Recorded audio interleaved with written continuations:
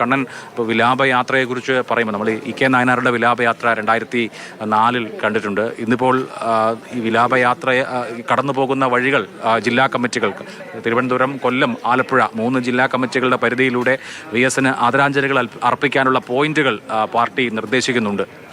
ഈ ഇ.കെ. നായനാരുടെ വിലാപയാത്ര പോയത് ഏതാണ്ട് എൻ്റെ നാട്ടിൽ കൂടെ പോയത് ഏതാണ്ട് ഒരു 2 മണി സമയത്താണ്. ആ സമയത്തും വലിയ ജനക്കൂട്ടം ആ പ്രദേശത്തുണ്ടായിരുന്നു. ആ പാതയിലൂടെ തന്നെയാണ്, ദേശീയപാതയിലൂടെ തന്നെയാണ് VS-ൻ്റെയും വിലാപയാത്ര പോകുന്നത്. അതിൽ എപ്പോഴും അദ്ദേഹം ദേശീയപാതയിലൂടെയായിരുന്നു സ്വന്തം നാട്ടിലേക്ക് പോയിരുന്നത്. ഇന്ന് 2 മണിക്ക് പാളയത്ത് നിന്ന് രക്തസാക്ഷി മണ്ഡപത്തിൻ്റെ അതിലേക്ക് കൂടെ PMG, പ്ലാമൂട്, പട്ടം, കേശവദാസപുരം വഴി നേരെ കഴക്കൂട്ടത്തേക്ക് വന്ന് കഴക്കൂട്ടത്ത് നിന്ന് പള്ളിപ്പുറം വഴി അവസാനം ഒരു 4 മണി 5 മണിയാകുമ്പോഴത്തേക്ക് കടമ്പാട്ടുകോണം, ജില്ലയുടെ അതിർത്തിയായിട്ടുള്ള കടമ്പാട്ടുകോണത്തേക്ക് എത്തും. അതിനുശേഷം നേരെ കൊല്ലം ജില്ലയിലേക്കാണ് കയറുന്നത്. കൊല്ലം ജില്ലയിൽ പാരിപ്പള്ളി, ചാത്തന്നൂർ, അവിടുന്ന് നേരെ വരുന്നത് കൊട്ടിയത്ത് നിന്ന് കൊല്ലം നഗരത്തിലേക്ക് ചിന്നക്കട ബസ് വേയുടെ അവിടെയാണ്.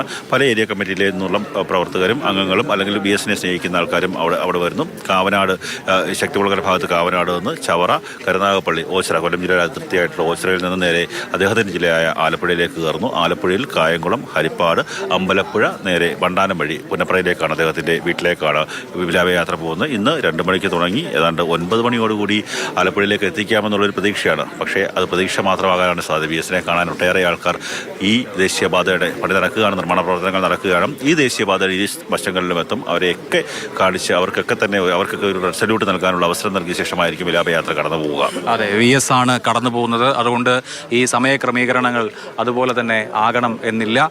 ഒരുപാട് ആളുകൾ ഇപ്പോൾ VS ഉറങ്ങുന്ന അദ്ദേഹത്തിൻ്റെ വീട്ടിൽ, അദ്ദേഹം അവസാനമായി ഈ വേലിക്കകത്ത് വീട്ടിൽ VS അച്യുതാനന്ദൻ ഇനി ഏതാനും മണിക്കൂറുകൾ മാത്രമേ ഉള്ളൂ.